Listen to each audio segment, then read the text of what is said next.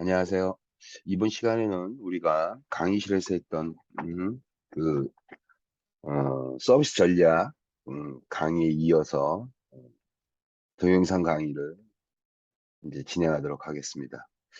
우리 수업 시간에 진행했던 강의의 주요 내용이 바로 뭐냐면 그 서비스 산업에서 정보의 중요성 부분에 관련된 것들이에요. 이게 그래서 어, 정보가 경쟁 우위에 굉장히 중요한 핵심 요소로 지금과 같이 타지 않은, 원하지 않는 팬데믹으로 인한 이러한 비대면 서비스라든지 온라인 서비스가 확대가 되면서 거기서 나타나는 굉장히 중요한 핵심 요소로서 정보의 이 중요성에 대해서 이제 학습해 보도록 하겠습니다.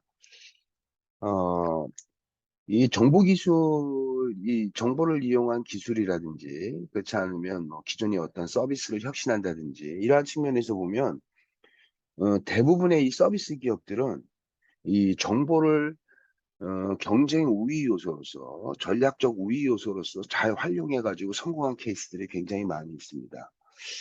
어, 일반적으로 일단 여기 나와 있는 것처럼 서비스 업종, 서비스 산업에서 정보의 전략적 역할 같은 것들을 다음과 같이 크게 이렇게 어, 음, 네 가지 정도로 이제 구분할 수가 있어요. 일단은 내부의 운영 측면에서의 이 정보의 중요성이 있고, 하나는 외부 고객에 대한 특성을 분석한 측면이 있습니다. 이것이 이제 오프라인과 온라인의 실시간과 그 다음에 분석적인 측면에서 활용되는 이러한 측면의 네 가지의 이제 특성으로 구분할 수가 있는데, 일반적으로 이제 제일 첫 번째가 이제 진입장벽을 이제 만들어내는 겁니다. 정보의 차별적인 이러한 전략적 우위 요소, 즉 정보를 활용한 전략적 우위 측면에서 이걸 통해서 진입장벽을 만들어내는 제도가 있어요. 그래서 예를 들면 이제 전략적 정보의 대표적인 특징 중에 하나가 이제 어, 이 진입장벽 이 진입장벽을 만든다는 얘기는 사실은 이 정보를 통해서 어떤 거대한 데이터베이스라든지 그렇지 않으면 어떠한 시스템을 구축한다든지 이런 것들을 통해서 그 안에 들어오게 할 수 있는 그러한 어떤 가능성을 높여주는 거예요.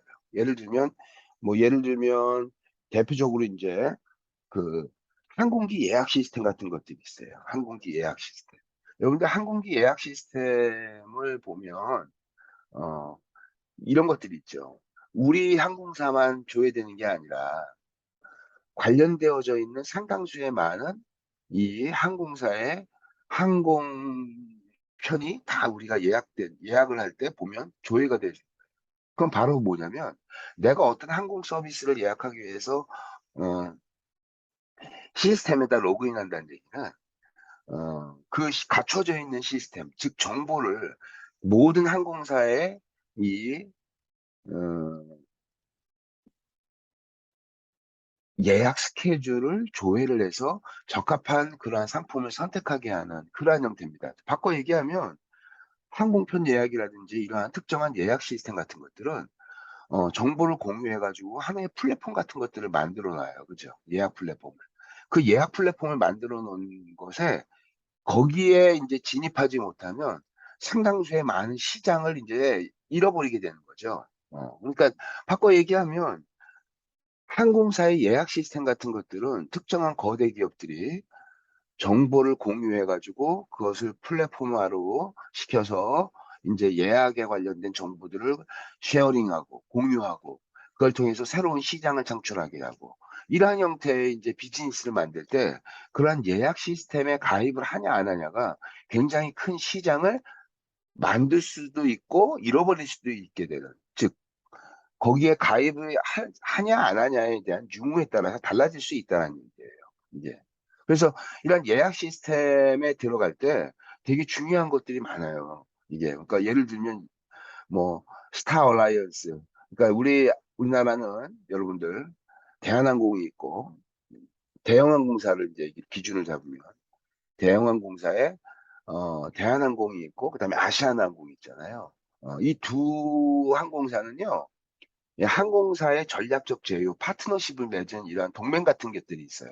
일종의 전략적 제휴를 맺으면서 뭐 저기 우리나라의 이 대한항공 같은 경우에는 스카이팀이라고 하는 이러한 여러 외국 항공사들하고 이제 전략적 제휴를 맺어서 뭐 항공편에 대한 어떠한 노선에 대한 코드 쉐어링, 즉 예를 들면 내가 여기서 독일의 프랑크푸르트를 가는데 대한항공이 갈 수도 있지만 그걸 대한항공이 가지 않고 코드가 쉐어링, 즉 같이 이렇게 운항을 하는 외국에 있는 이러한 그 항공사가 대신 운행한다든지, 그러니까 이 코드를 운행 코드를 이제 쉐어링을 해가지고 같이 운행하게 하기도 하고, 굉장히 그다음에 이 스카이팀을 같이 이제 조회해가지고 시스템 내에서 조회할 수 있도록 그런 형태가 나옵니다. 그다음에 또 아시아나 같은 경우에는 스타 얼라이언스라고 하는 이 또 이 전략적 제휴팀이 있어요, 항공사들이. 이게 그러니까 스카이팀이 굉장히 거대한 이 전략적 제휴 네트워크라고 한다면 그거에 대항하는 스타 얼라이언스라고 하는 이 항공사가 또 있습니다. 항공사 연합이. 이 연합되어져 있는 전략적 제휴 그룹이 서로 간에 이제 어떻게 돼요? 이것들을 DB를 이제 공유를 하고 있는 거예요. 자기네들끼리. 이렇게. 그래서 이렇게 해서 새로운 비즈니스나 시장에서의 수요를 창출하기 위해서는 그쪽에 들어가야 돼요. 이게. 들어가가지고 실제로 공유하고 비즈니스를 하는데 그 정보 시스템을 이용하는 사용료라든지 이런 것들을 이제 굉장히 서로 간에 지불하게 하죠. 그다음에 자체적으로 회사 내에서도 그 시스템을 락킹 시켜가지고 락킹 시킨다는 얘기를 시스템을 공유하는 거예요. 우리 회사의 시스템과 그 전략적 제휴 전체 DB를 공유하는 그 시스템에 시스템을 연결시켜서 같이 이렇게 공유할 수 있도록 이런 시스템 만드는 것들 이런 것들은 사실 굉장히 중요한 거예요. 이게 그래서 어 실시간으로 어떠한 플랫폼 같은 것들을 만들어 놓고 우리는 이런 플랫폼을 통해 가지고 이 전략적 중요한 정보를 활용하는 게 되게 많아요. 이게. 그러니까 우리 지금 뭐 배달의 민족이라든지 이러한 배달 플랫폼이라든지 뭐 이런 것들에서도 어떻게 돼요? 고객의 수요가 그쪽에서 나타나기 때문에 거기에 가입해야지만 일을 할 수 있는 그 기회가 생기는 거예요. 그래서 그 플랫폼에 자꾸 이제 가입을 하고 플랫폼을 이용을 하려고 하는 거죠. 그래서 실제로 그 플랫폼을 이용하는 수요자 입장에서도 비용을 차지하지만 그다음에 그 플랫폼에서 일을 하고 있는 이 플랫폼 노동자들도 그 시스템 사용료에 대한 이게 비용을 지불하죠. 그게 거대한 플랫폼이 만들어지면 새로운 진규 진입자에 대한 진입 장벽의 역할을 합니다. 이게 그래서 그러한 측면에서 본다면 이 온라인에서 실시간으로 이용되고 있는 그러한 어떠한 뭐 고객의 수요라든지 뭐 예약 시스템이라든지 뭐 이런 것들은 굉장히 중요한 진입 장벽의 역할을 해줍니다. 이제 고객 입장에서 본다면. 그다음에 전환 비용도 발생해요. 그러니까 아까 얘기했듯이 기업들이 시스템에 락킹 시키는 거예요.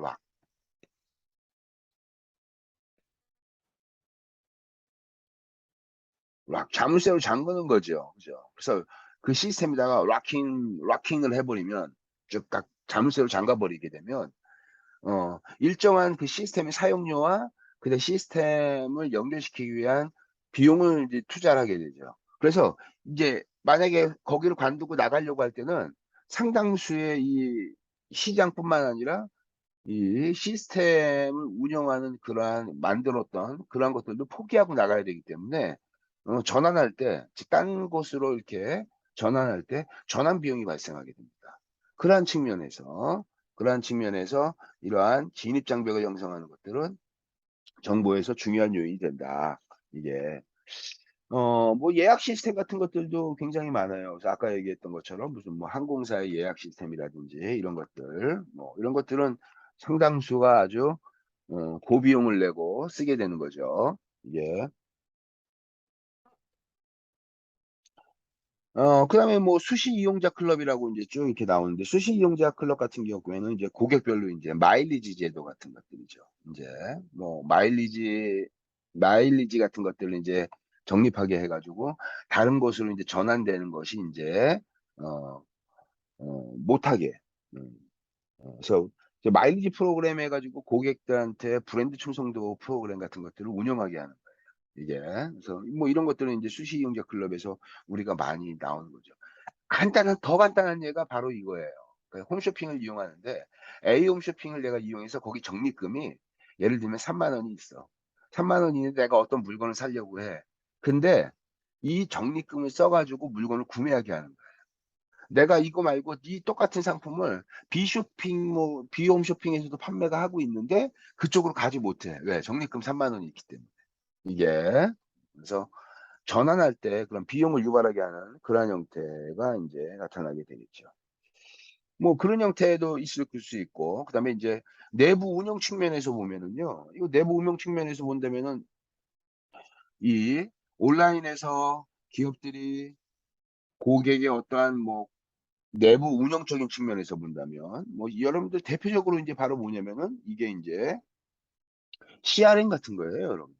이게 여러분 CRM을 통해 가지고 뭐 CRM을 통해서 기업의 효율적 운영을 한다든지 요즘에 나오는 이제 빅데이터, 어, 빅데이터를 분석한다든지 그렇지 않으면은 뭐 여러분 대표적으로 이제 가장 흔하게 나오는 게 이제 편의점 같은데 그다음에 뭐 마트 같은데 이런 데 가보면 어때요, 여러분들?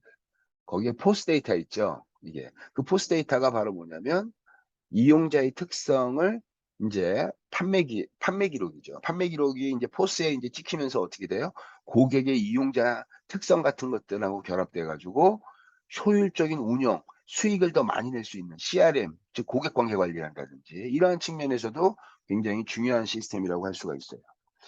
뭐 수율 관리 뭐 이렇게 해가지고 수율 관리의 대표적인 것들은 시장에서의 수요에 관련된 부분이에요. 그래서 수요가 예를 들면 성수기하고 비수기 시장이라든지 이러한 시장의 수요 특성에 따라서 어떻게 되냐? 할인율이라든지 그렇지 않으면 가격을 좀 더 높인다든지 이러한 것들을 차별적으로 운영하는 거죠. 이게 차별적으로 운영을 해가지고 어떻게 되냐? 기업의 운영의 효율성을 높이는 측면에서 이 수율 관리 같은 것들이 활용되기도 합니다. 뭐 이런 것들뿐만 아니라 뭐 굉장히 다양한 여러 가지 것들이 있어요. 이게 뭐 실시간 정보를 활용을 해가지고 뭐 다양한 어떠한 상황적 특성을 인식하는 요즘에 이제 뭐 네트워크를 통해서 인터넷이나 이러한 네트워크를 통해 가지고 원거리에 서 있는 정보를 실시간으로 이제 찍혀 가지고 뭐 대표적으로 이제 바로 뭐냐면 이제 뭐 오티스 엘리베이터 같은 경우, 오티스 엘리베이터 같은 경우에는 어떻게 돼요, 여러분들? 엘리베이터 현장에 나가기 전에 엘리베이터의 고장 코드나 에러 코드나 이런 것들을 원격으로 진단을 해가지고 어떻게 돼요? 아, 어떠한 상황이 있다라는 거를 정확하게 딱 진단하는 거예요. 그래서 어떻게 돼요? 실시간으로 코드화되어져 있는 그 코드를 보고 에러의 부분의 특성을 파악한 다음에 그거에 맞는 설비의 부품들과 이것들을 갖고 출동을 해서 이제 수리를 하는 그러한 형태. 이런 것들도 이제 일종의 전문가 시스템이라고 할 수가 있죠. 뭐 의료 분야에서도 이런 전문가 시스템이 굉장히 다양합니다. 여러분들 이제 인공지능 AI가 굉장히 많이 유비쿼터스 헬스케어 파트에서는 인공지능을 기반으로 한 이 의료 분야에 다양한 이러한 기기들이 활용되고 있어요. 이게 그러니까 예를 들면 이런 거예요, 여러분. 우리 영화 같은 거 있잖아요. 그때 무슨 아일랜드인가 무슨 영화 같은 데서 이렇게 복제 인간 이렇게 만들어내고 하는 그런 영화가 있었는데 아침에 이제 그 사람이 일어나서 화장실에 가서 이렇게 소변을 쭉 보면 그 소변 보는 소변기가 바로 뭐냐면 유비쿼터스 그 진단 도구예요. 소변 장치이면서도 소변기이면서도. 그래서 어떻게 되냐면 그 소변에서 나오는 당뇨나 혈당 이런 것들을 자동적으로 체크하고 나의 몸 상태를 소변으로서 분석해 가지고 실시간으로 어떻게 돼요? 상담의사를 만나십시오. 상담의사를 만나십시오. 당신의 지금 수치가 어떤 상태입니다. 이거를 실시간으로 정보를 알려주는 거예요. 이게. 그래서 뭐 유비쿼터스 헬스케어 같은 제품들은요. 최근에 이렇게 다양한 그러니까 환자의 징후나 이런 것들을 굉장히 다양한 형태로 DB화 시킨 다음에 그 DB에서 이제 어떻게 돼요? 새로운 어떠한 실시간으로 새로운 어떤 정보가 딱 들어왔을 때 그 시그널, 들어온 그 정보의 위치를 파악을 해가지고 그것이 질병의 인자와 거리 함수가 어떻게 되냐 이것들을 이제 판단을 하는 거죠. 이게. 그래서 가장 유사한 형태의 질병이 나타날 가능성을 이제 확률로 이렇게 제시해 줍니다. 예, 이런 것들. 이런 것들도 일종의 전문가 시스템이라고 할 수가 있어요. 그 다음에 이제 또 외부 고객에서 이제 오프라인에서 쓰는 이제 굉장히 다양한 형태의 것들이 있는데, 정보를 판매한다든지, 뭐 최근에 이제 공공 데이터, 이제 빅데이터 같은 것들 여러분들 막 정부에서 이제 정부 공공기관에서 빅데이터 같은 거 많이 활용되잖아요. 근데 그런 것들이 사실은 공공 빅데이터나 이런 것들 중에서도 굉장히 중요한 핵심적 자료나 이런 것들이 있어요. 그런 것들은 실제로 어떻게 되냐면 유출이 잘 안 돼요.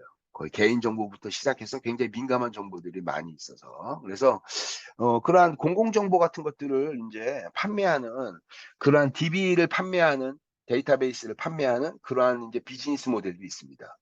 예를 들면 어느 특정한 시장에 특정한 어떠한 뭐 통계 DB나 이런 것들을 내가 필요로 한다면 그것들을 정보를 갖고 있는 기관에서는 그걸 판매해요. 이게 그래서 뭐 정보 판매하는 것들, 이건 데이터베이스 자산에서 기본적으로 판매하는 모델이죠. 그죠? 이게 그다음에 기존에 있던 데이터베이스를 활용을 해서 어떻게 되냐, 서비스를 개발하는 거예요. 이게 그래서 뭐 이런 여러 가지 다양한 형태의 서비스를 개발하고, 뭐 그다음에 마이크로 마케팅 같은 경우에는 이제 바로 뭐냐면 이제 고객들한테 굉장히 고객의 이제 빅데이터 분석 같은 거를 하는 거죠. 이제 빅데이터 분석을 해서 고객에 특화되어져 있는 어떠한 고객의 비헤비어 패턴을 뽑아낸다든지, 고객의 어떠한 특화되어져 있는 행태에 따른 상품을 추천한다든지, 레코멘데이션, 즉 CRM에 관련된 전형적인 특성이 바로 이 마이크로 마케팅에서 고객의 맞춤형 서비스를 제공한다든지 맞춤형 상품을 제공하는 것이 이 마이크로 마케팅의 하나의 특징이라고 할 수가 있어요. 그 다음에 또 하나가 이제 내부 운영에서 이제 분석적, 이 분석적이라는 얘기는 오프라인에서 쌓여있던 DB를 이제 이용하는 거예요. 이게 이거는 뭐 굉장히 다양한 형태가 많죠. 이거는 이제 전통적으로 어떻게 돼요? 전통적으로 그냥 일반적인 기업들이 주로 활용하는 방법이 주로 여기에 해당되는 거예요. 이게. 그러니까 과거의 정보가 쭉, 과거의 수요 데이터와 재고 데이터 같은 것들, 이런 것들을 통해서 어떻게 하냐? 생산성을 향상시키기 위한 재고의 수준을 파악한다든지, 재고의 수준을 변동하기 위한 효율적인 재고량을 계산한다든지, 그다음에 자료 포괄 분석이라고, 그래서 이제 이 선형계획법에 기반한 이제 자료 포괄 분석이라는 것은 선형계획법을 기반으로 해가지고 효율성과 생산성을 분석하는 분석 기법이에요. 그래서 비교 대상 집단. 예를 들면 여러분들이 이제 여기에 나와 있는 학생들이 예를 들면 30명이다, 50명이다 이렇게 되면 그 50명의 학생들을 여러분들이 여러분들에 대한 인적 능력, 여러분들 구성원들에 대한 인적 능력을 평가하는데, 인적 능력을 그냥 단순한 성적 하나로만 평가하면 너무나 좋지 않은 거야, 이게. 성적 외적인 측면에서도, 어?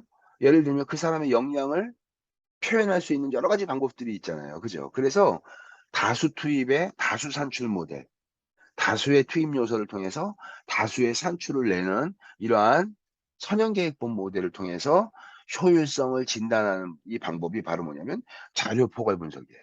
그러니까 예를 들면 성적 하나만, 총괄 성적이 뭐야?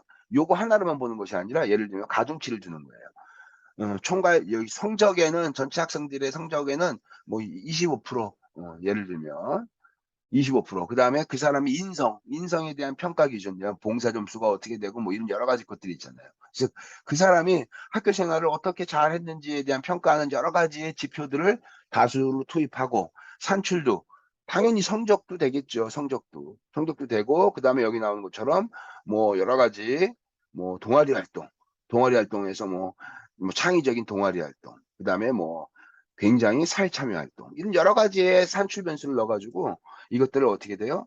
다수 투입해서 다수 산출의 이러한 선형계획법 모델을 푸는 게 바로 자료 포괄 분석이에요.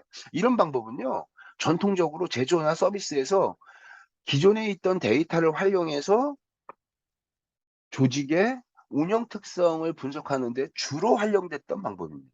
이게 그래서 정보가 이렇게 다양한 형태로, 이것뿐만 아니라 여러분들 어때요?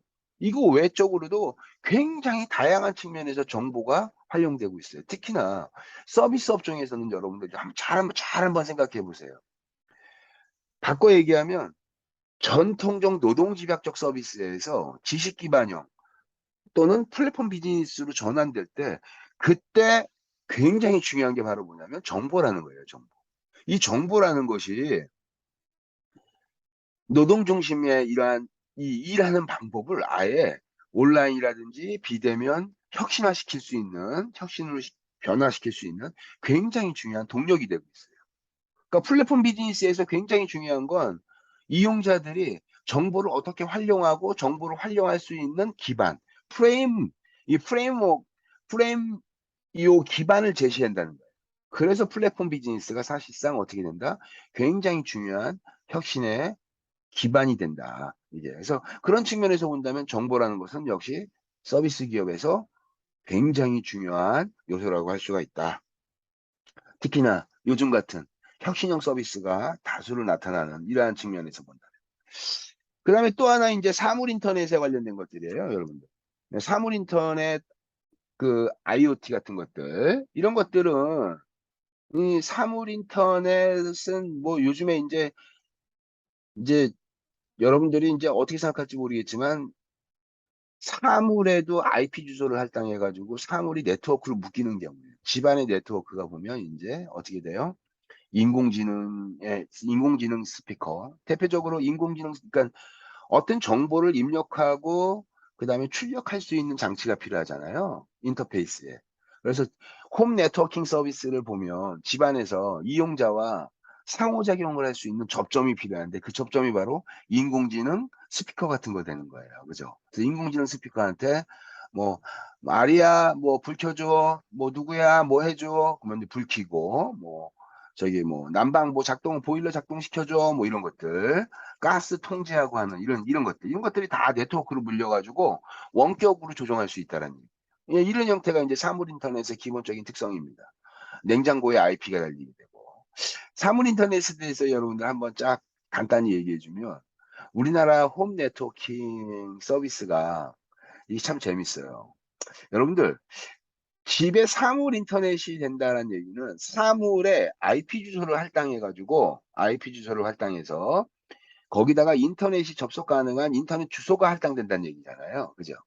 그러면 집안에 있는 모든 예를 들면 집안에 있는 뭐 커튼부터 시작해서 뭐 보일러 무슨 뭐 가스레인지 그다음에 무슨 TV 뭐 그다음에 전등 뭐 이 불 끄고 하는 그러한 스위치 뭐 집안에 통제할 수 있는 대부분의 것들이 다 이제 인터넷으로 이제 묶여버리는 거예요. 이렇게. 그러면 여러분들 우리 IP 주소가 어떻게 되죠, 여러분들? 뭐뭐뭐뭐뭐.점 여기서 점점점에서 어떻게 돼요? A, B, C, D에서 세 자리씩 해가지고 12자리죠, 12자리. 12자리. 이 12자리의 IP를 갖고 이제 쫙 하다 보니 사물 인터넷으로 묶다 보니까 사물의 다양한 사물의 IP가 되면서 IP가 이제 부족하게 되죠. 그죠? 그래서 어떻게 되냐? 어, 이제 IPv6라고 하는 표준이 나오게 됐어요. IPv6라는 표준은 바로 뭐냐면 이 세 자리가 이제 어떻게 된다? 몇 자리를 늘어요?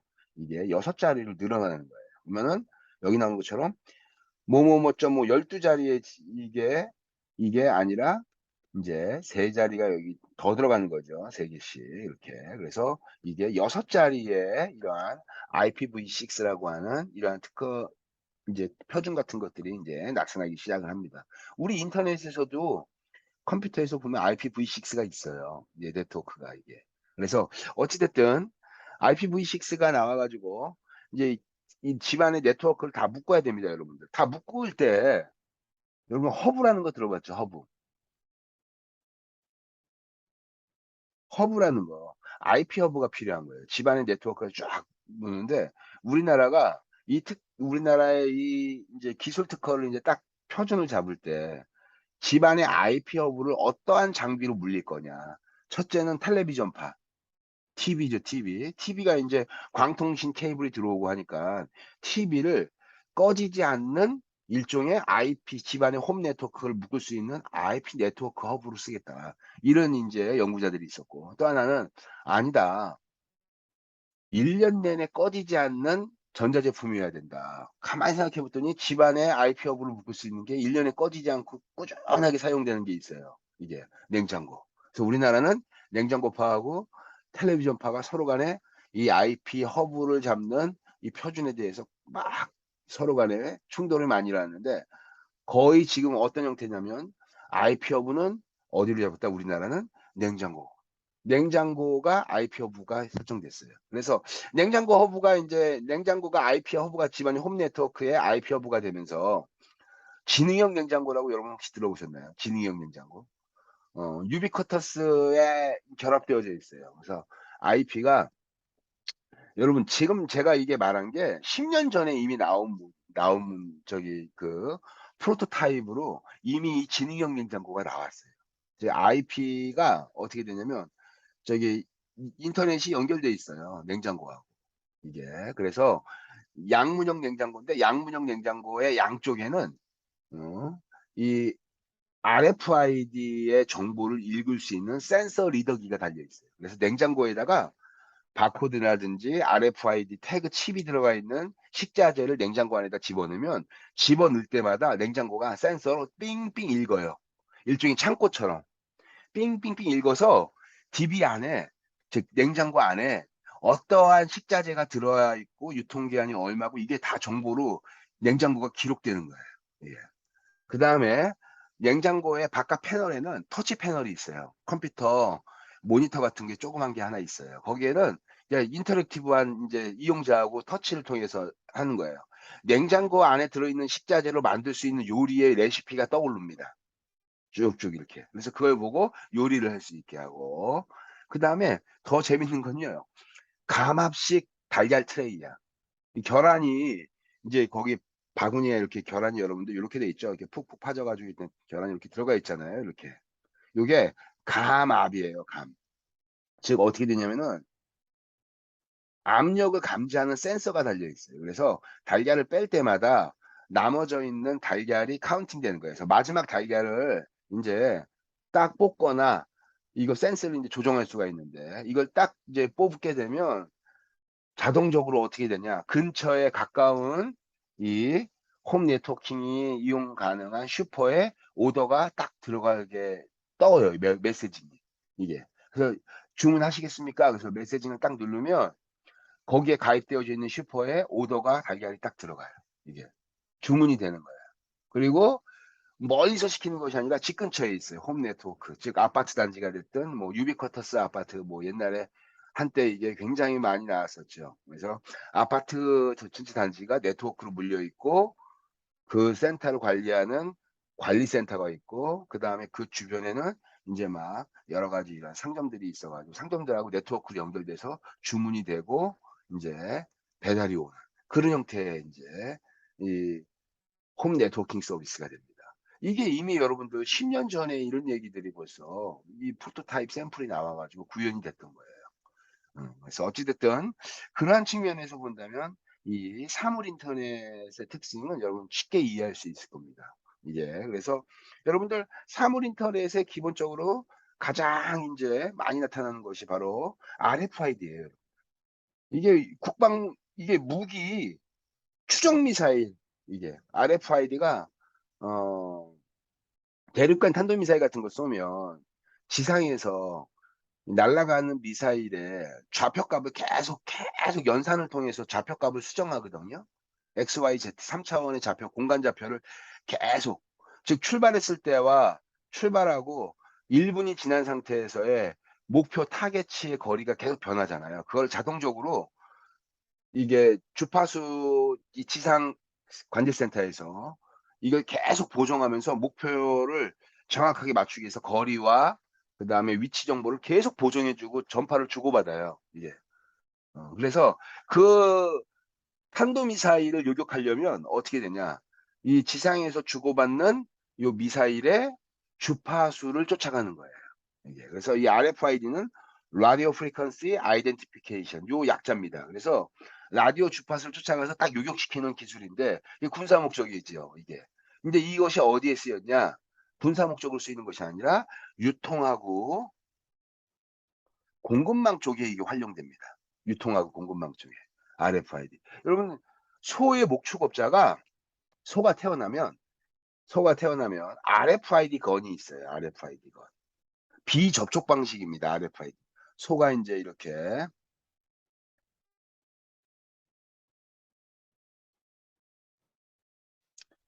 이렇게 태어나면 RFID 건을 갖고 이 목 입에다 넣어가지고 그 칩 있어요. 칩이 저기 손바닥에 우리 조그만 몸에 있는 조그만 점이 있죠. 그 정도 수준이에요. 조그만 점. 그 정도의 조그만 태그 칩을 이게 위 벽에다 탁 놓으면 위 벽에 딱 붙어가지고 이게 이제 거기서 붙어가지고 이제 이 소에 관련된 모든 정보는 비접촉 방식. 즉, 소 근처에서 데이터베이스로 이 뭐 PDA 같은 폰 같은 게 있어요. 그리고 정보를 무선으로 쏴서 이 배나 이런 데다가 저장할 수 있어요. 이 RFID 칩 같은 것들. 이게. 그래서 그걸 갖고 이제 이 소의 이제 어떻게 돼? 목축업자의 일생 정보를 언제 태어났고, 사료는 무엇을 먹었고, 중간에 무슨 질병이 걸려가지고, 무슨 항생제 주사를 맞았고, 이런 일생 관리를 쭉 해요. 그래서 도축된 다음에 바코드가 아니라 그 RFID 태그 칩을 딱 집어넣으면 도축된 소의 모든 정보가 다 들어가 있어요. 원산지 정보는 기본이고, 어느 목장에서 누가 어떻게 관리해서 어떻게 유통됐다라는 것까지 다 나와요. 이게. 음. 항생제 주사 뭐 이런 것들 뭐 맞은 것까지 정보를 조회할 수가 있어요. 이게 유비쿼터스에서 이 RFID가 활용되는 유통 쪽에서 활용되는 굉장히 중요한 정보. 그다음에 쥐니를 파악하는 거예요. 예를 들면 우리 강원도 무슨 뭐 평창 지역, 뭐 횡성 뭐 이런 지역에서 한우 같은 거 되게 유명하잖아요. 횡성 한우 막 이러면 우리 뭐 저기 명절 때거나 이렇게 되면은 원산지 속여가지고 이거 진짜 한우 소다라고 하면서 이런 거 많이 판매해가지고 막 저기 그 농축산물 이 평가하는 이 진위 가짜를 이제 막 이렇게 둔갑해가지고 판매하는 그러한 사람들 찾으려고 막 이제 공무원들이 조사 다니고 막 그러잖아요. 근데 이 RFID 태그 칩을 쓰면요, 그게 없어져요. 이게. 그러니까 조금 아까 내가 얘기했던 것처럼 RFID 태그 칩을 써가지고 유통해서 즉 태어나서부터 죽을 때까지의 일생의 모든 정보를 RFID 태그에다가 집어넣어서 원산지 관리를 하는 거예요. 복제가 안 됩니다. 그거는. 이게. 그래서 이러한 RFID 태그 칩을 해서 여러분들 그래서 소 같은 거 이런 거 할 때 이 뭐 QR 코드라든지 이런 것들 갖고 이제 어떻게 돼요? 리더기 갖고 정보를 그 상품을 찍으면 바로 그 정보를 확인할 수 있는 창이 뜬다든지 하는 거 있잖아요. 그게 바로 뭐냐면 여기 RFID. 이게 우리나라는 유통하고 이러한 공급 분야에 대해서 굉장히 이게 많이 활용되고 있어요.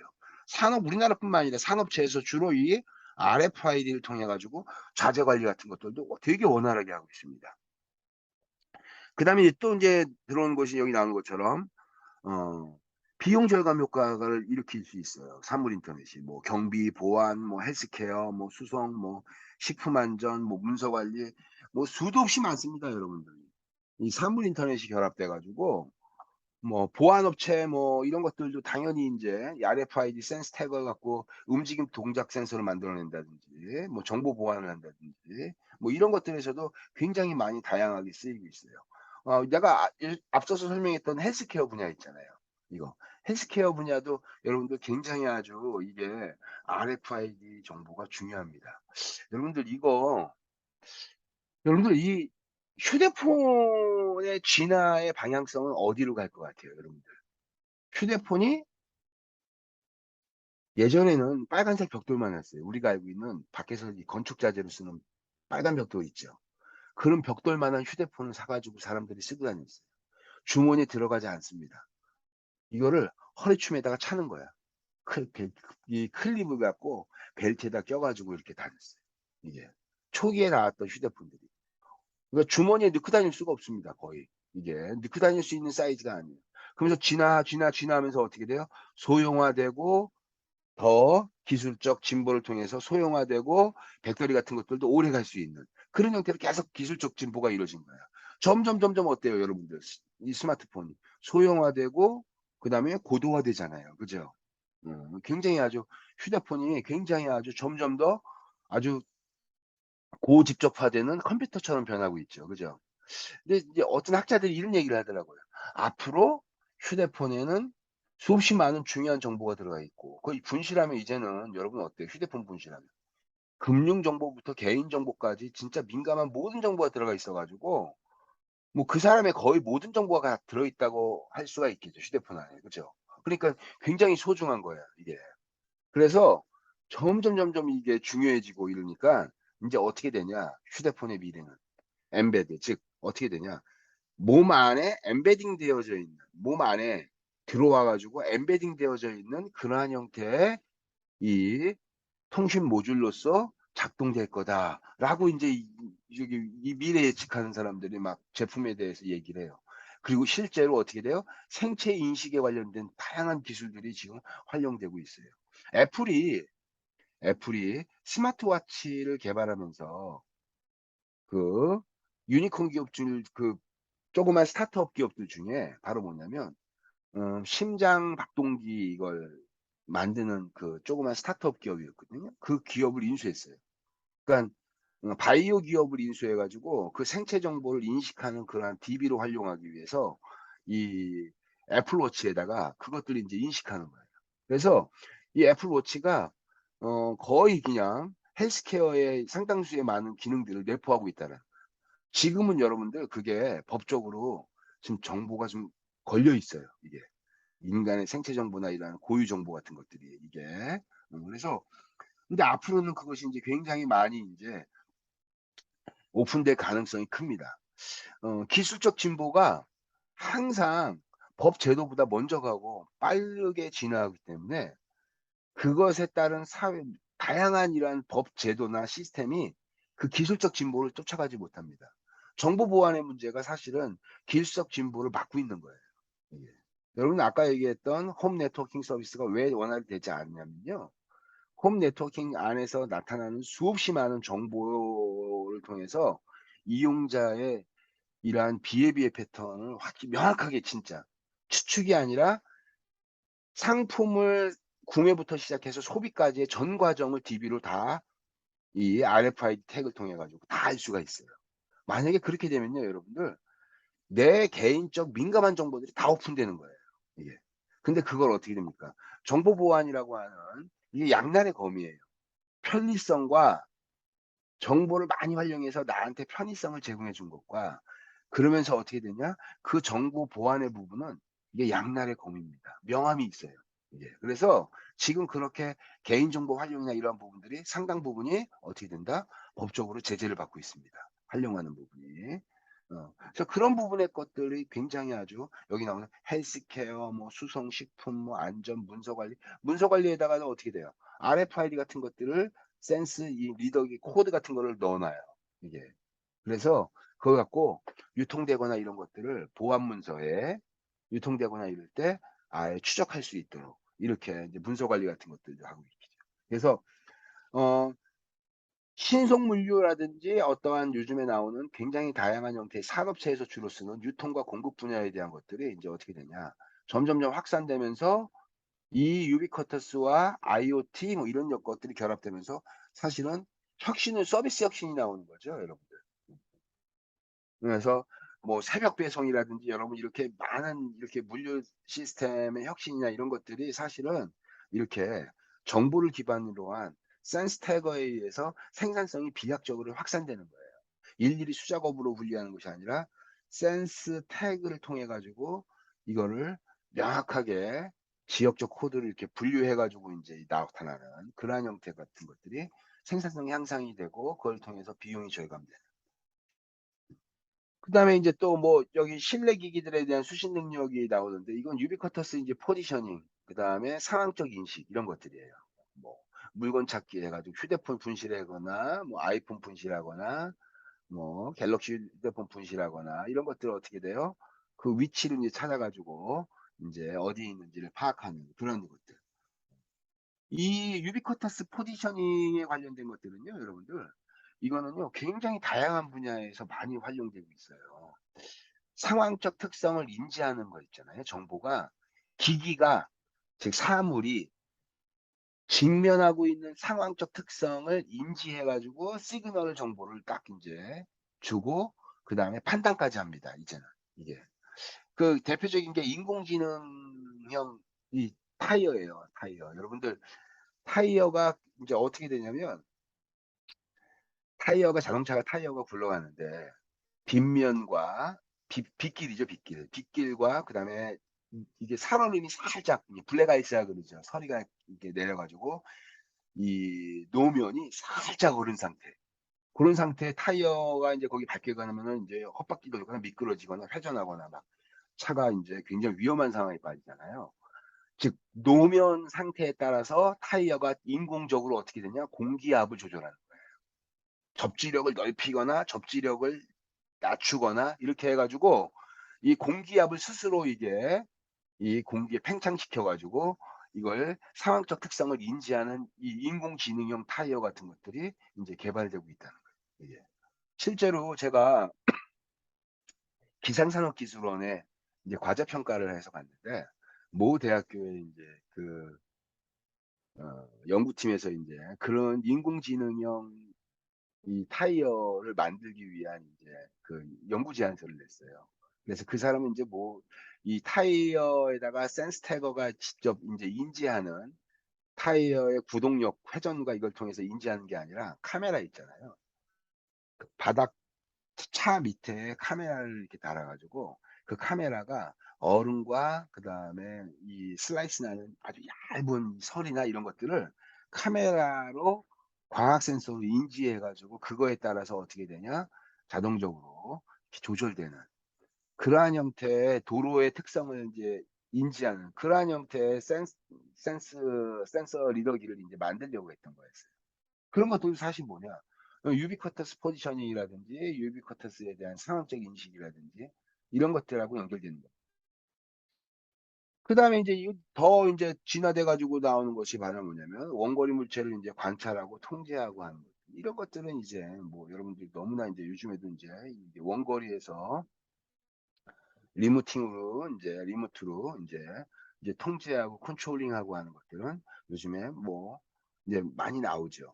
그다음에 또 하나가 인제 뭐 나오는 것들이 인제 이 사물 인터넷에 관련돼 가지고 예를 들면 인제 사물 인터넷이 인제 원거리에서 인제 어떻게 되냐 어 뭐 카메라를 갖고 집안에 이렇게 아이들이 잘 놀고 있는지 맞벌이 부부가 조리한다든지 원거리에서 접속을 해 가지고 집안에 있는 전자제품을 작동한다든지 이런 것들은 사실 이게 원거리에서 직접적으로 인제 운영하는 것들은 이제는 너무나 인제 이게 일반화되어져 있는 기술이라고 인제 할 수 있어요. 그래서 어찌 됐든 사물 인터넷이나 이런 것들이 새로운 시장과 서비스 상품을 많이 만들어 내고 있다.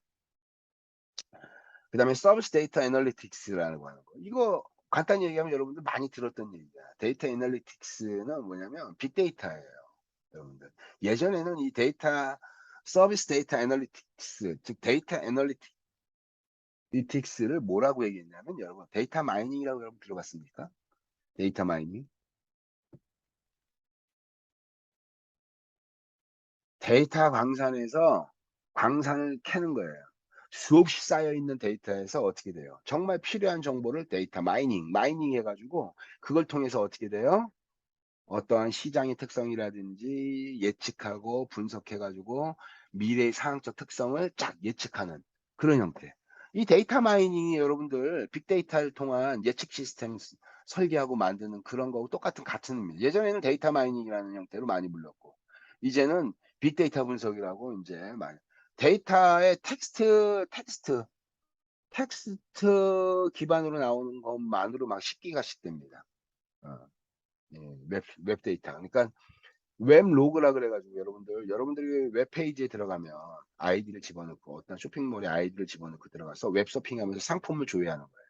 그러면 그 상품을 조회하는 모든 정보들이 웹 서버에 아이디와 이 같이 그러니까 예를 들면 내가 아이디가 있고 그다음에 인제 뭐 시간이 있고 그러면 아이디가 인제는 뭐 송광석이다. 그러면 송광석 아이디로 들어온 거예요. 그다음에 인제 접속한 시간이 있고 그다음에 첫 페이지가 어디냐. 첫 페이지를 내가 어디로 클릭해서 들어갔냐. 두 번째 어디로 있냐. 그래서 이게 바로 뭐냐면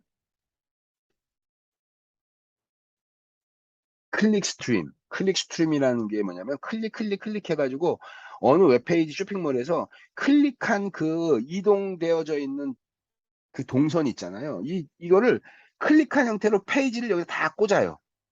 이 페이지의 정보를 이 DB에 웹 서버의 로그에다가 아이디하고 같이 쫙 묶어서 여기다 정보가 들어가는 거예요. 그러니까 여러분들이 웹 서버에 들어가가지고 어떻게 되냐, 쿠키를 거기다가 활용을 한 다음에 쿠키를 적용시켜 놓고 움직이게 해놓으면 웹페이지에서 내가 어느 페이지를 들어가고 어디로 이동했고 이것들을 다 조회할 수 있어요. 이게 그래서 이용자의 어떠한 상품을 좋아하는지에 개별적인, 즉 퍼스널리제이션, 이 개인화되어져 있는 서비스가 가능한 거예요. 예, 그래서 예전에는 이제 요즘에는 이제 그런 서비스가 이제 좀 약간 좀 둔화됐지만, 예전에 이제 맞춤형 개인 서비스가 제공되는 서비스, 이 쇼핑몰 같은 경우에는 내가 아이디를 집어넣고 들어가면 내가 와인을 좋아한다 그러면 와인에 관련된 상품과 그것에 관련된 이 관련 상품들이 첫 페이지에 딱 뜨게 만들어놔요. 왜? 아, 이 사람 와인 좋아하니까. 즉, 그 사람이 선호하는 상품을 첫 페이지에 들어가서 구매 확률을 높이려고 하는 거예요. 그게 일종의 비헤비어 패턴이죠. 내가 움직이는. 이게. 그래서 어쨌든 그런 형태의 특성을 여기다가 이제 담는 거예요. 이게. 그래서 클릭 스트림을 통해 가지고 여러분들이 웹에서 움직이는 패턴을 분석한다든지 이런 것들이 다 사실은 여기서 나타나는 것들입니다. 그래서 여기서 나온 것처럼 전체적인 이제 이 사건 같은 것들이 발생하게 되면 그 사건 발생에 관련된 기존 정보들이 쭉 들어가 있겠죠. 예전에는요, 여러분들 어떤 거에 관련된 거냐면 인구 통계 정보였어요, 주로. 인구 통계 정보. 인구 통계 정보니까 어떻게 돼요? 나이가 어떻게 돼? 직업이 뭐야? 이런 것들에 관련된 것들입니다. 그죠? 이런 것들. 그래서 이러한 인구 통계에 관련된 정보들이 주로 활용됐어요. 그래서 이걸 갖고 어떻게 돼요? 이제 구매 특성이라든지 구매 가능성 이런 것들을 이제 분석하는 이제 예측 모델 같은 것들이 많이 활용됐죠. 그래서 뭐 테크노그래픽스라고 하는 그런 것들이 이제 주로 인구 통계적인 특성을 분석하는 그 분석 이제 모델 같은 것들이에요. 그래서 이러한 인구 통계적인 특성 이거 더하고 최근에는 이제 뭐 기업체들에서 CRM 같은 거 할 때 여러분들 어떻게 돼요? 그 사람의 구매 가능성이나 이런 것들을 분석해서 비헤비어 패턴을 분석할 때 주로 어떻게 되냐? 구매 정보 같은 것들을 많이 결합합니다. 뭐와? 인구 통계 정보하고. 이게 구매 정보 같은 것들을 많이 결합해 가지고 이제 그 이용자들의 어떤 행태 특성을 예측하는 자료로 많이 활용되죠. 그래서 뭐 기술 같은 것들을 분석하고 어떤 일이 생기면 그것에 관련된 수없이 많은 정보들이 관련된 게 쌓이게 됐죠. 그래서 그 쌓인 것들, 그것들을 통해서 어떻게 돼요? 진단하고 분석하는 거예요. 아, 이러한 특성들이 있구나. 그래서 그걸 통해서 이제 어떻게 됩니까? 이제 예측하는 거죠. 아, 이런 20대이면서 뭐 IT 기기를 좋아하고 직장 다니고 있고 무엇을 하는 이러한 사람들은 이러한 제품에 대한 선호도가 높을 거야. 이렇게 예측하는 거죠. 이게. 그래서 이걸 갖고 이제 어떻게 되냐? 어떤 솔루션을 일종의 제공해 주는 형태. 그래서 어쨌든 이런 형태에 관련된 빅데이터 분석 같은 거 이런 것들은 이러한 과거의 행태의 특성을 이제 전형적으로 이제 분석하는 그러한 형태로 이제 뭐 빅데이터라는 것이 여러분 뭐 지금 요즘에 와가지고 갑자기 생긴 건 절대 아니고요. 예전부터 있었어요. 예전부터 데이터 마이닝 해가지고 데이터 광산에서 굉장히 중요한 금을 캐듯이 중요한 필요 정보를 추출해서 그걸 갖고 어떻게 되냐 예측하고 그것을 기업의 중요한 의사결정의 정보로 활용하는 것이 이제 과거에서부터 있었습니다. 그래서 어쨌든 여기서 말하는 데이터 애널리틱스는 이제 서비스 분야에서도 이 데이터 애널리틱스가 굉장히 폭넓고 광범위하게 활용된다. 이게 그다음에 이거를 통해서 실제로 어떻게 돼요? 굉장히 차별적인 기업의 경쟁 역량으로 활용되기도 합니다. 이게 그러니까 예를 들면 이제 신한은행에서 신한카드 이용자들을 대상으로 빅데이터 분석을 해서 보고서를 냈는데요. 되게 재밌어요.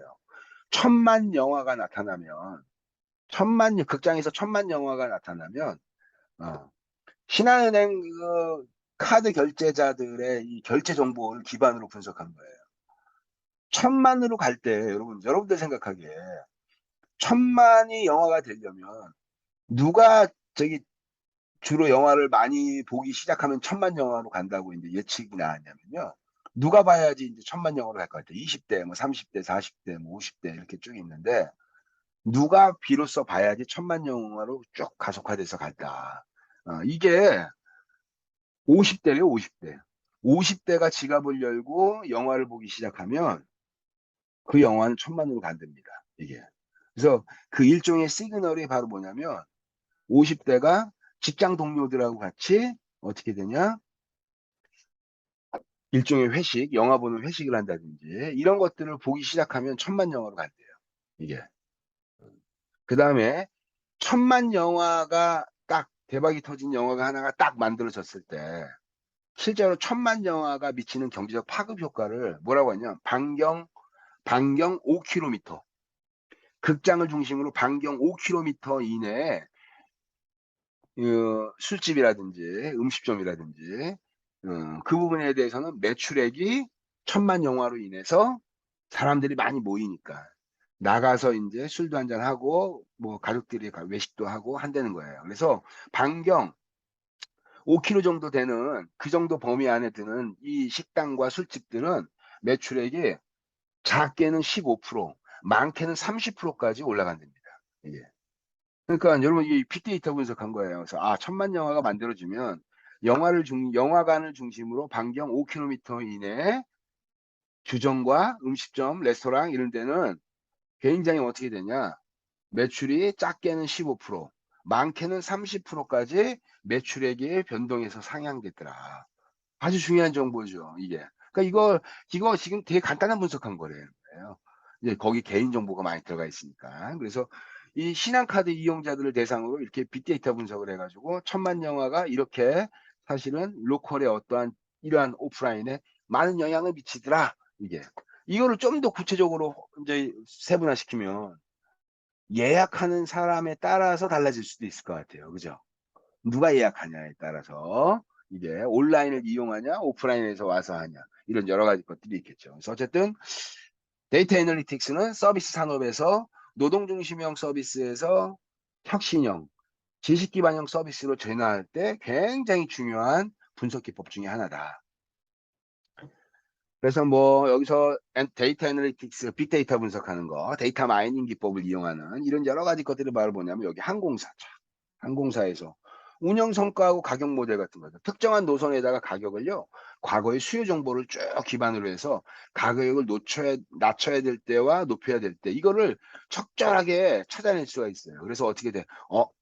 가격이 얼마 정도 돼야 돼. 이것들을 이제 가격 결정 같은 것들도 여기서 할 수가 있고, 그 다음에 수요일 관리 같은 것들은 당연히 여기서 할 수 있겠죠.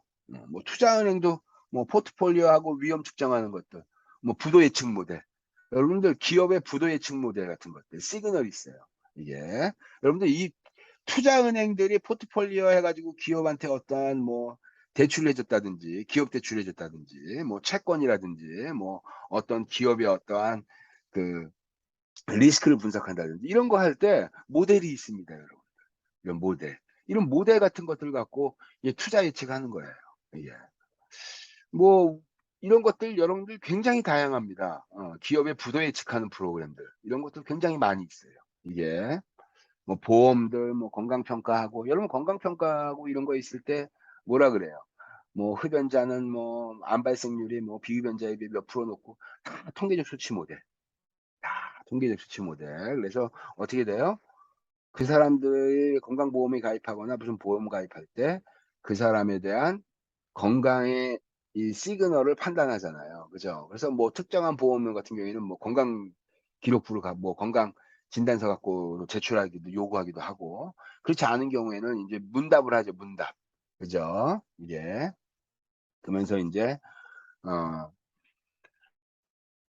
보험 가입할 때 언더라이팅 하면서 이제 가입할 때 뭐 흡연하십니까? 뭐 이런 것들 뭐 그다음에 무슨 뭐 치료받은 뭐 이런 여러 가지 이 병에 대한 시그널 같은 것들을 조사하는 게 있어요. 그런 것들이 이제 다 뭐냐면 건강평가에서 어떻게 되냐?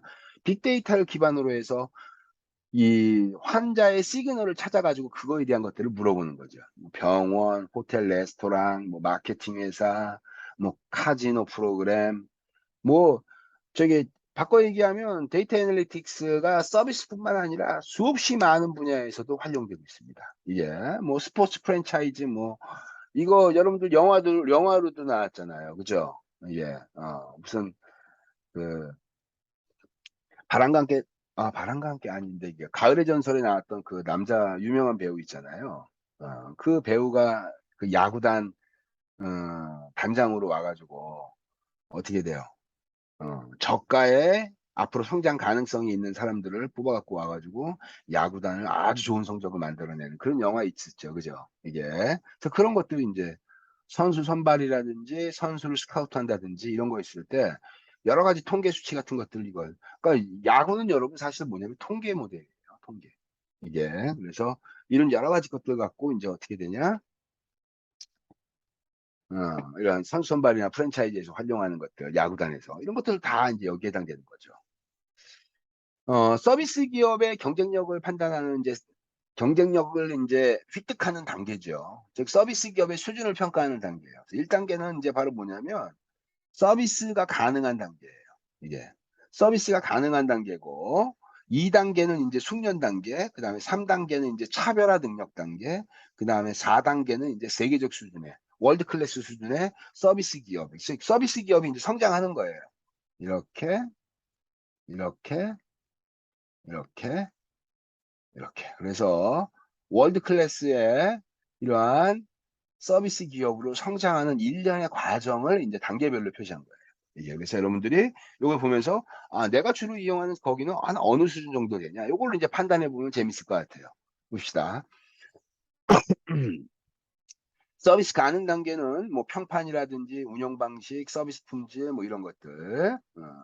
그다음에 뭐 고객, 그다음에 신기술 도입 여부, 그다음에 노동력, 그다음에 일자는 경영진 이런 것들 갖고 이제 서비스의 가능 단계라는 걸 이제 평가해 보면 고객들은 어떻게 되냐 일반적으로 성과보다는 다른 이유로 서비스 기업을 이용한다.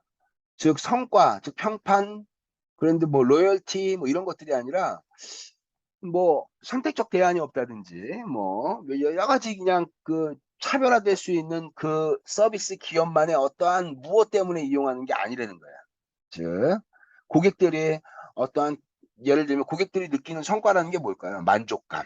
그죠? 야, 여기 서비스 기업 정말 좋네. 만족스럽다, 내가. 이렇게 고객들이 어떠한 차별적인 경험을 제공한다든지 행복감, 만족감을 제공한다든지 그런 성과를 제공하는 그러한 측면에서의 서비스 기업을 이용해야 되는데 그런 고객들이 느끼는 성과가 아니라 다른 이유로 주로 서비스 기업을 이용하게 된다는 거예요. 이게 뭐 굉장히 다양한 이유가 있겠죠. 뭐 가격이 싸기 때문에 딴 거에 비해서 제품의 질은 떨어지고 뭐 이거는 별로 좋지 않지만 어떻게 되냐? 전반적으로 가격이 좀 떨어진다든지 뭐 이런 것들이 이제 사실은 이제 굉장히 중요한 요인이라고 할 수가 있어요. 이게 그다음에 운영 방식이 이제 어떻게 돼요? 운영 방식은 미리 예측하거나 이렇게 하는 것이 아니라 반응적이라는 얘기는 오면 주는 거예요. 그때 어, 오면 주고 그다음에 서비스 품질 같은 것들로 어떻게 돼요? 비용을 수반한다는 얘기는 서비스 품질을 측정하거나 관리하는 것이 비용을 수반하기 때문에 서비스 품질 관리를 잘 안 하려고 하는 거죠. 안 하고 매우 가변적이라는 얘기는 변동성이 굉장히 큰 거야. 이게 즉 어떻게 돼요? 일반적으로 잘 관리가 되지 않고 있는 특징이라고 얘기할 수가 있어요. 그 다음에 그러니까 서비스 품질이 관리가 안 된다라고 보면 되고 일반적으로 이런 기업들은 서비스 가능 단계는 서비스 처음 시작하는 단계라고 보면 되죠. 그 다음에 작업자들은 일반적으로 어떻게 되냐 이제 작업자들은 직접적인 감독이 좀 필요하고 뭐 예를 들면 굉장히 좀 체계적인 교육이 제대로 안 돼 있고 동기부여나 그다음에 직무에 대한 어떠한 충성도나 조직에 대한 충성도 같은 것들이 굉장히 낮은 형태 이게 그러니까 그런 사람들이 제공하는 서비스니까 당연히 어떻게 돼요 질적 하락은 당연한 거고 그죠 이게 그다음에 새로운 기술에 대한 뭐 투자 같은 것들은요 이런 형태예요 새로운 기술에 투자한다는 얘기는 지금 상태에서 굳이 내가 크게 고려하진 않지만 만약 내가 반드시 고려한다면 그때는 내가 경쟁자라든지 시장에서 기업이 생존을 위해서 반드시 필요하다면 그때는 한번 내가 고려해 볼게. 이 정도예요. 웬만해서는 신기술을 도입하려고 하지 않고 어떻게 돼요? 그냥 전통적인 노동 집약적이고 노동 중심적인 서비스를 딜리버리 하려고 하는데 주로 치중한다. 그다음에 뭐 여기 나오는 것처럼 뭐 이 관리자들은 일선의 현장에서 근로하는 근로자들, 이 관리자들은 경영진들은 일선에서 근무하고 있는 이 작업자들을 어떻게 되냐? 철저하게 통제하려고 해요. 예, 이게. 그러니까 관리자들이 직장에 현장에 있는 직원들을 통제한다는 얘기는 권한을 뺏어버린다는 얘기예요. 그들이 자율적 권한을 뺏어버리고 매뉴얼화 되어져 있는 이 방식대로만 체계적으로 움직여 주길 바라는 거예요. 이게. 그래서 근로자의 어떠한 권한과 자율적인 대응을 다 축소시키고 매뉴얼대로 움직이기를 인제 강력하게 통제를 합니다. 움직일 수 있도록. 이제 그래서 전반적으로 서비스 기업이 1 단계에서는 굉장히 요렇게 단순한 형태, 아직까지 인제 그 서비스 혁신이나 이런 것들이 이루어지기 이전에 중요한 이러한 것들이 굉장히 아직까지는 부족한 그러한 형태, 미흡한 형태의 특징이라고 할 수가 있어요. 그래서 서비스 가능 단계이기 때문에 이건 바로 뭐냐면 어 서비스가 인제 처음 시작하는 기업이라든지 뭐 그런 형태가 주로 인제 여기에 해당되죠. 고객 지향적 서비스를 개발하지 않으려고 굉장히 노력한 저기 고객 지향적 서비스를 개발하려고 별로 고려를 하지 않는 그런 형태. 우리 책에서는 인제 이런 서비스 가능 단계의 대표적인 서비스를 뭐라고 했냐면 정부가 제공해 주는 대국민 서비스, 공공 서비스 같은 거 있잖아요. 이런 것들. 이런 것들이 인제 어떻게 되냐. 고객의 니즈가 계속 얘기해도 잘 바뀌지도 않고 그다음에 공무원의 편의주의적인 측면에서의 서비스가 제공되고 뭐 이런 것들. 그렇게 예를 든 것 같아요. 근데 요즘에 여러분들 우리나라 공공 서비스 보면 어 이거는 뭐 정말 편리하잖아요. 그런 측면에서 보면은 우리나라 공공 서비스는 다른 나라하고 비교할 수 없을 정도로 굉장히 좋은 것 같아요. 이게. 그래서 어쨌든 그런 측면에서의 특징으로 인제 얘기하고 있습니다. 두 번째 숙련 단계예요. 고객들은 기업을 찾지도 않고 피하지도 않고 그냥 있으면 쓰고 없으면 말고. 그죠? 어. 운영 방식은 그냥 전통적인 방식에서 쪼금 더 규모가 커져 있는 형태. 이게 그래서 그냥 일반적인 방식이에요. 오는 손님 대응하고 뭐 적극적으로 끌어들이기 위한 노력도 하지 않고 서비스 품질 같은 경우에는 일반적으로 여러분들 서비스 품질이 굉장히 다양한 것들이 있잖아요. 신뢰, 유형, 확신, 공감, 대응. 이것이 인제 서비스 품질의 구성 요소인데 서비스의 신뢰성, 서비스의 확신성, 서비스의 유형성, 공감성, 대응성 이런 것들이 인제 서비스의 기본적인 구성 요소입니다. 근데 이러한 서비스의 구성 요소 중에서 모두를 다 하려면 어떻게 돼요? 고품질이 나오죠, 고품질. 고품질은 어떻게 돼요? 당연히 굉장히 교육 훈련도 많이 시켜야 되고 굉장히 고비용이 나들어가니까. 전체를 어떻게 돼요? 다 하기보다는 어떤 거 한두 가지 차원에다가 어떻게 되냐? 고객한테 어필할 수 있는 한두 가지에다가 집중하는 형태. 이게. 그다음에 뭐 지원부서는 서비스를 전달하는 과정에 굉장히 다양한 정보들이나 이 지원을 해 주면서 효율적인 업무가 될 수 있도록 인제 지원 부서들이 인제 옆에서 인제 스텝 조직들이 있죠.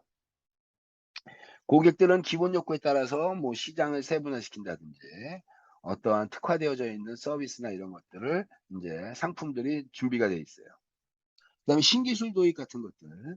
서비스 혁신이 신기술을 도입했다는 얘기는 서비스 혁신이 이뤄질 가능성이 지극히 높아요, 일반적으로 서비스 업종에서는.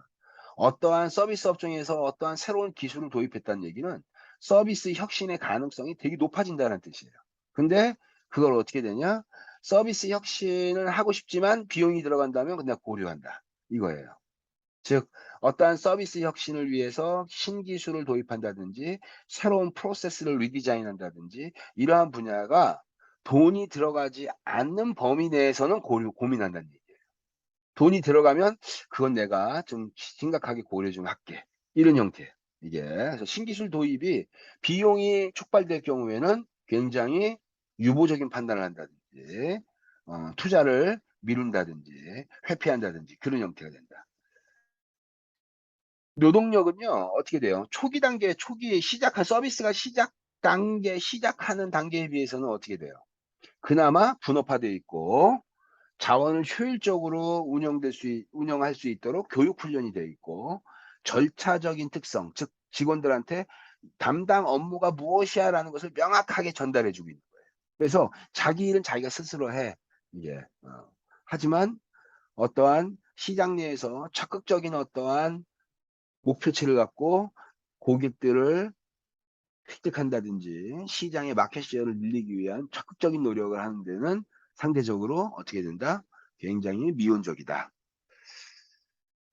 일선 경영진들은 이제 프로세스를 관리하죠. 주로 이제 일선 경영진들이 공정을 관리한다는 얘기는 프로세스 시간. 서비스가 고객한테 전달되는 시간이 얼마큼 걸려? 이런 공정 시간 같은 것들, 공정률, 서비스율, 이런 것들 이제 굉장히 중요한 요소로 봅니다.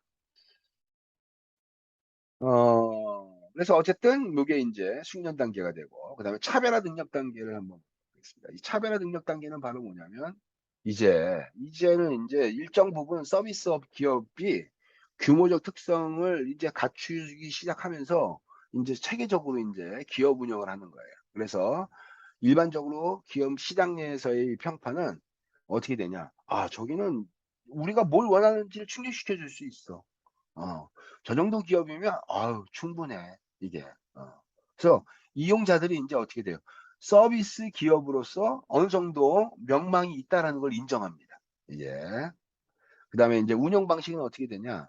앞서서 나왔던 시작 단계라든지 숙련 단계, 이제 고도화되는 단계를 지나서 차별적인 경쟁 역량 측면에서 역량을 갖고 있기 때문에 어떻게 되냐? 경쟁 기업보다는 일반적인 기업보다는 더 탁월한 운영 방식을 이제 프로세스를 운영한다든지 고객 대응이라든지 이런 측면에서 탁월한 운영 방식의 이제 로직을 갖게 되고요. 그다음에 고객에 대해서 고객 세분화를 시킨다든지 특화되어져 있는 맞춤식 서비스 같은 것들을 이제 지원해 주게 되고, 그다음에 현장 아무나 그냥 현장 접점 직원으로 이제 할당하는 것이 아니라 이제 직원들의 이제 특성을 고려해 가지고 맞춤식 업무를 준다든지, 그다음에 그런 것들을 관리하기 위한 체계적인 시스템, 뭐 인적 자원 관리, 고객 관리, 뭐 매출, 뭐 여러 가지 이런 측면에서의 체계적인 시스템이 결합돼 가지고 시스템으로 어떻게 되냐? 정확하게 운영되고 있다. 이런 부분이 이제 특징이라고 해요. 서비스 품질이라는 것이 아까 내가 신뢰, 확신, 유형, 공감, 대응이라고 하는 5가지 차원에 대해서 얘기를 했는데, 한두 가지 차원이 아니라 이제 어떻게 되냐? 서비스 품질 자체를 강화시키기 위한 측면에서 다차원에 투자한다. 이게 그래서 다양한 고객 기대를 능가하는, 초과하는 그러한 서비스 품질을 제공하려고 노력한다. 요게 능가한다는 얘기는요, 바로 뭐냐면 기대하고 성과하고 비교했을 때 이렇게 만든다는 얘기예요. 기대보다 성과를 높게 만든다는 얘기예요. 이게. 이게 연결되는 결과가 바로 뭘까요? 만족이죠, 이게. 이게 고객들이 행복해하는 거니까. 즉, 바로 말하면 서비스 품질을 통해서 어떻게 되냐? 고객의 만족을 극대화시키는 데 노력을 하는 거죠. 지원부서예요, 지원부. 근데 여기서 이제 이 차별화 능력 단계에서는요, 이제 전문화되고 분업화됩니다. 그래서 접점 직원과 지원부서, 스텝 조직이죠. 이거를 이제 분리시켜요. 예. 분리시켜가지고 전방부서하고 지원부서를 어떻게 되냐? 같이 같은 부서 안에 들어가 있긴 하지만 이거를 물리적으로나 업무적인 특성으로 이제 분리시키는 거. 이거를 이제 뭐라고 하냐면은 디커플이라고 그래요. 디커플. 이게 그래서 여기서 말하는 이 지원 부서, 이거는 전방 부서는 고객의 접점 부서예요. 고객과 시장 내에서 접점에서 다이렉트로 고객과 만나는 부서와 고객들이랑 만나는 부서들이 일을 효율적으로 하기 위해서 지원해주는 지원 부서가 어떻게 되냐? 디커플돼 있다. 한 업무 공간에 섞여 있는 것이 아니라 앞에서는 접점, 후방에서는 어떻게 돼요? 이 사람들이 효율적으로 일할 수 있도록 지원해 주는 거예요. 대표적으로 지원부서에서 하는 일이 바로 뭐예요? 고객 정보를 DB로 만들어서 앞에 접점 직원들한테 실시간으로 쉐어링해 주고 공유해 주고 이게. 그래서 뭐 데이터베이스 조회한다든지 고객의 구매 이력 조회한다든지 고객 포인트 조회한다든지 이런 것들이 다 뭐냐면 이 지원부서에서 정보를 여기다가 지원해 주는 거죠. 뭐 고객들 어떻게 돼? 어 개인화되어져 있는 이러한 특징들을 인제 기반으로 어떻게 되냐? 맞춤식 서비스가 인제 가능하게 되는 거죠. 서비스의 개선이 필요하다면 프로세스를 혁신하려면 어 혁신하는 데 필요하다면 신기술 도입이 적극적으로 이게 판단된다. 즉 서비스 혁신이라든지 서비스의 다양한 이 리디자인이라든지 프로세스를 변화시킬 때 신기술 도입을 충분히 고려한다. 뭐 고객이 귀를 기울이고 근로자를 주로 격려하는 이러한 경영진이다.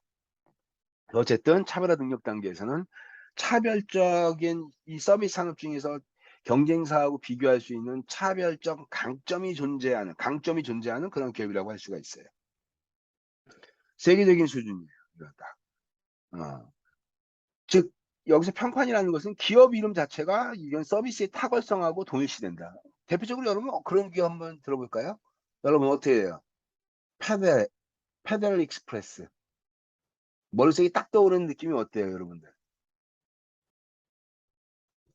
페덱스 서비스는 정확하다, 빠르다. 그죠? 그게 바로 뭐예요? 서비스의 탁월성이에요. 이게. 뭐 삼성전자 서비스, 서비스 탁월하다. 서비스, 정말 좋다. 이게. 어, 비교될 수 있는. 그렇다고 해서 뭐 여러분 삼성 서비스가 LG하고 뭐 굉장히 뭐 서비스가 다른가요? 제가 보기에는 LG 서비스나 삼성 서비스나 고만고만할 텐데 사람들이 서비스는 삼성이래요. 그죠? 이게. 전략적으로 아주 이 서비스에다가 굉장히 아주 강점을 두는 거죠. 이게. 그래서 어쨌든 그러한 측면에서 고객들이 인지하고 있다는 얘기. 인지한다는 게 되게 중요하죠. 그죠? 이게. 그래서 어떠한 기업의 이름을 얘기하면 그 이름하고 연결될 수 있는 탁월성. 이게 바로 뭐냐면 프로세스의 탁월성이에요. 프로세스의 탁월성. 엑셀런트하다는 얘기죠. 그 프로세스가. 뭐 운영 방식은 어떻게 되냐? 주로 신속하게 학습하고 그다음에 빠른 혁신 이루고 고객 대응이 굉장히 민첩하고 이런 것들. 즉 시장 변화에 민첩하게 대응하는 그러한 조직으로 변화된다는 얘기예요. 당연히 서비스 품질 어떻게 되냐? 기대 높이고 도전 과제 탐색해서 지속적 개선해서 지속적으로 어떻게 되냐? 노력한다. 그게 바로 여기 있죠. 지속적 개선이 요구된다는 얘기는 높은 수준에서 멈추는 것이 아니라 지속적으로 변화하면서 어떻게 되냐? 계속 개선하면서 나아가는 거죠. 이게. 지원 부서가 혁신적인 여러 가지 방법들을 통해서 어떻게 되냐? 일선 부서의 접점에서 일하는 이 사람들의 서비스 혁신을 가속화시키고 촉진하는 데 영향을 미친다. 뭐 고객들은 뭐 가상현실, 뭐 아이디어, 뭐 여러 가지 기회 같은 것들을 인제 이 기업을 통해서 찾을 수가 있겠죠. 뭐 온라인 뭐 요즘에는 뭐 메타버스로 뭐 어떤 가상 공간에 들어와서 쇼핑한다든지 뭐 이런 여러 가지 것들. 뭐 신기술 도입하는 것들은 뭐 차별적인 경쟁 역량으로서 신기술을 도입하는 거예요. 남들이 하지 않는 거를 먼저 도입해서 시장을 선도하는 그러한 역할을 하게 되는 거죠. 그다음에 뭐 일선 경영지들은 여기 나오는 것처럼 어 새로운 아이디어 자원으로서 최고 경영자들이나 관리자들은 어떻게 돼요? 변화의 촉진을 하게 되고 일선 관리자, 중간 관리자들이 변화 혁신할 수 있도록 지원해 주는 그러한 스텝 조직으로서의 충분한 역할을 한다. 예. 일선 경영진이 통제하는 기관이어서는 안 된다는 거예요. 그래서 일선 관리자들은 어떻게 되냐? 이 최고위층 관리자들의 지원과 이 사람들의 효율적인 이러한 방안을 기반으로 일을 할 수 있는, 즉 바꿔 얘기하면 혁신을 조직 내 혁신이 확산되고 효율적으로 운영될 수 있도록 그걸 촉진시켜 주는 사람. 이런 것들이 인제 관리자들이죠, 이게. 그래서 어쨌든 서비스 기업의 전형적인 특성에 대해서는 2장 여기까지 강의하고 다음 시간에는 3장을 강의하도록 하겠습니다. 수고했습니다.